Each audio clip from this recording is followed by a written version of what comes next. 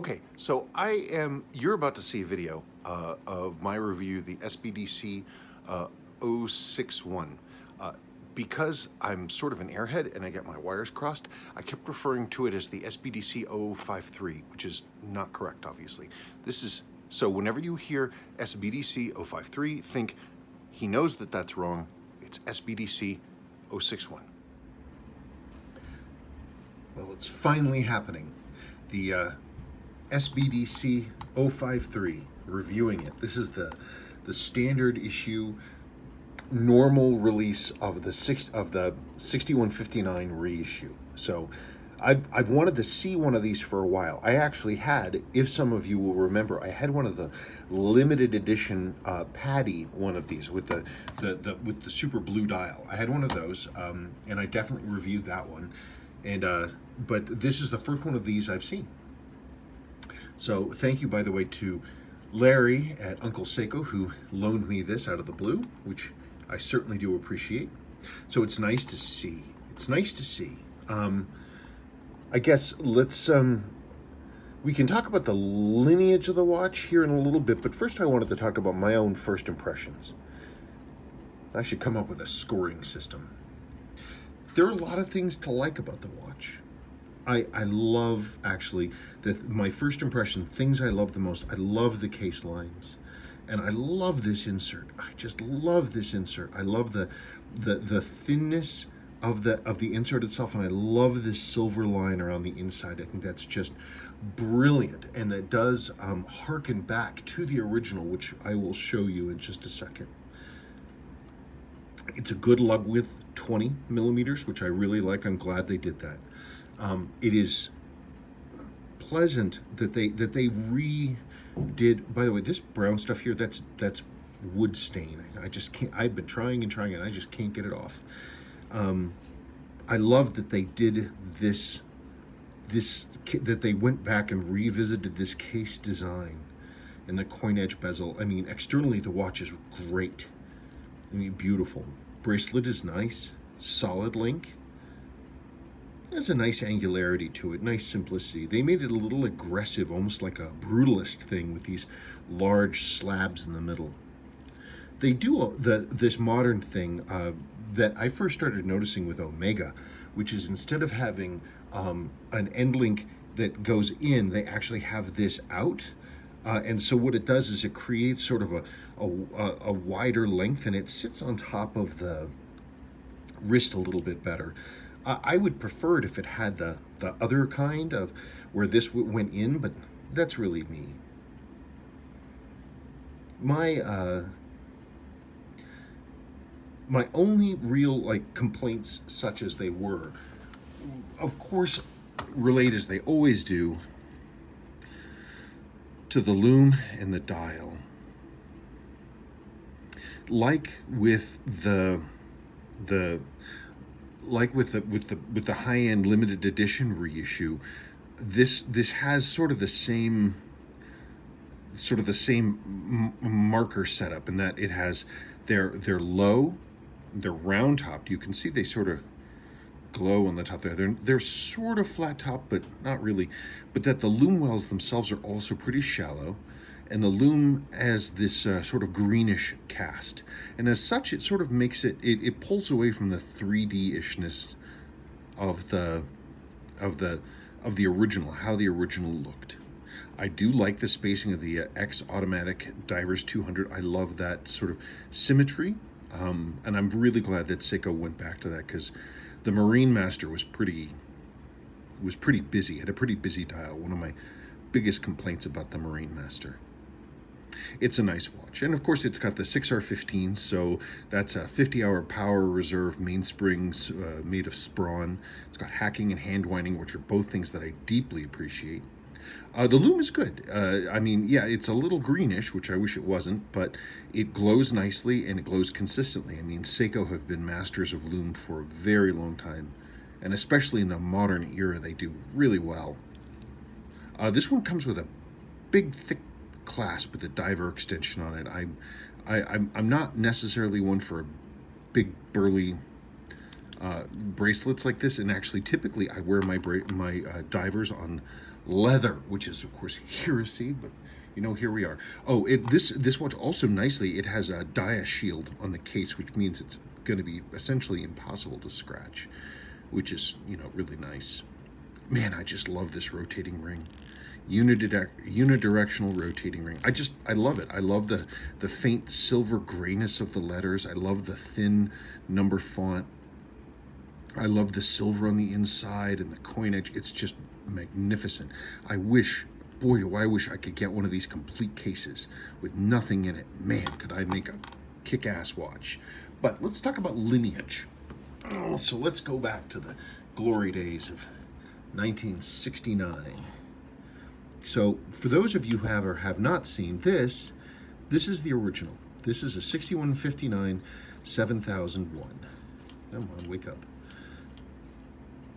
This is the real deal. Hacking, hand winding, high beat, automatic. And it was the first, it was the second model from Seiko that had this basic case shape. The first was the 6215. And so you can see sort of the differences. Obviously this one was meant to be more of an everyman watch, and so it's not as like they didn't use this handset, which is unfortunate, and they certainly could have. But you see, and they got so many of the things right. Look, the knurling on the crown is the same. They got a lot of the sort of the same basic impression, like a modernized, updated version of this baby. But of course this is, you know, that's the real deal right there. But I mean, they picked out elements to replicate that were just are so smart, like the little chrome ring inside the insert, which is, I just think is a beautiful hallmark from the original. It's one of the most important special things that you have this insert, and it's got chrome inside and high polish out. And I think that just looks really nice. They did a good job picking that out. I wish they'd gone with an applied logo. And I wish they had more 3D depth to the dial, which is one of the real special things about this one. But just to sort of put it all in context, we have the original 6159. This is from 1969. And then we have SBDX001, Seiko's first general release reissue of this model. And again, it's my only complaint about this one, my only real complaint, is it's got that super busy dial. But Seiko did a masterful job of creating this one. Instead of having a green tint, the loom actually had a slightly vintage style tan, which I just think is beautiful. They did a great job on that. And it's got also, like this, these both have this cool, like high polished metal insert, anodized insert, which I really think is neat. And you can see the lineage there. It's really hard to beat one of these. Such a great watch. I think the biggest drawbacks beyond the, you know, the dial text is how burly they are, but you know, it is what it is. They are what they are. Like I said, I like my divers on leather. But for me, one of the greatest things to realize when I was looking at this was to think back to an earlier video I made about what I called Seiko's greatest stealth reissue, which was the Stargate. Looking at this thing and comparing it side by side to a Stargate. You want to talk about lineage. So in a way, in my opinion, the SBDC053, this is the second coming in some ways of the Stargate. It's got the same basic case shape. The difference here being is that they flattened off the edges, whereas this is nice and has this nice edge on it here. So having the edges flattened kind of hid its lineage a little bit. Also, they got rid of this asymmetric crown guard setup here, and they had it more like the old style. And they had this silly crown with the thing in it. I'd much rather it had one of these. If I could get one of these crowns for this watch, wow, that'd be great.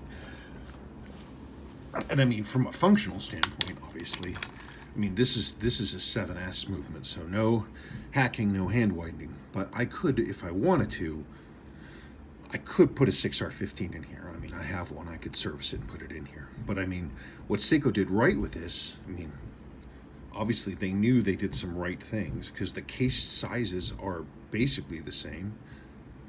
Seiko text is the same, but their sort of updated view in terms of how the dial worked, they knocked it out of the park here. I still think they did a magnificent job. And this handset, which was real common, Seiko used this a lot during the 2010s. They used this one a lot. It has grown on me. A lot of people didn't like them when they first came out, but I'm not personally that super fond of the giant arrow hand there, but that's me.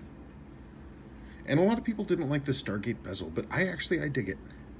But if one could take and basically hybridize, if I had one of these cases and I was able to put the Stargate hands and dial in it with the 6R15, whew, boy, that could potentially be a super cool watch.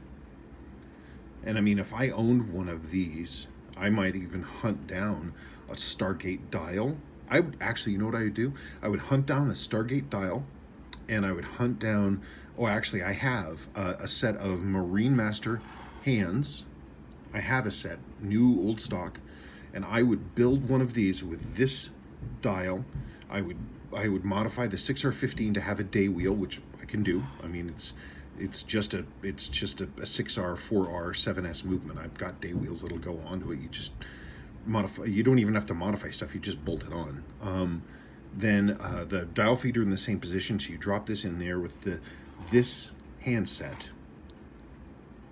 God, that'd be a great looking watch. Wow, that'd be a great looking watch. Holy cow, that'd be beautiful. Huh. So anyway, I always claim that I'm not a modder, but man, I might be. That would look pretty neat, don't you think? That would look pretty neat. Get this handset. Well, you know what's really crazy, actually? Well, no, but I couldn't do that because then I'd have to cut the dial feed, which I don't like doing. Crap. Because I do have the limited edition gold dial and handset, new old stock. I forget where I got them, but I have them. But I'd have to cut the dial feed, which I don't want to do. So I would find one of these dials. I would use my handset here, keep the 6R15 movement, and build that thing up. Oh, and that'd be a kick-ass watch. Okay, but all that aside, I think that Seiko did an admirable job on this watch. I think it's a great size. It's a good throwback piece. I wish the lume wasn't green. I wish the dial was a little more 3D, but this is absolutely more than acceptable everyday watch. I put this on for a little while, and of course I put it on a leather strap, which I think is nice. This bracelet's a little burly for me, but on a leather strap, it's nice. Anyway, I'd say, my personal grading scale, I would say Seiko hit this at like I don't know. Gosh, it's pretty, I don't know, B plus. I mean, the biggest detractors for me are the color of the lume and the lack of sort of 3D aspect of the dial. But beyond that, it's great. They had a lot of really nice throwback elements to it. Absolutely worth the investment. And if I come across one that's, in good used condition for a reasonable, decent price, man, I'll pick one up. But I did think it was very interesting to see the true lineage and how close the Stargate is to the SBDC063. Okay, thank you much.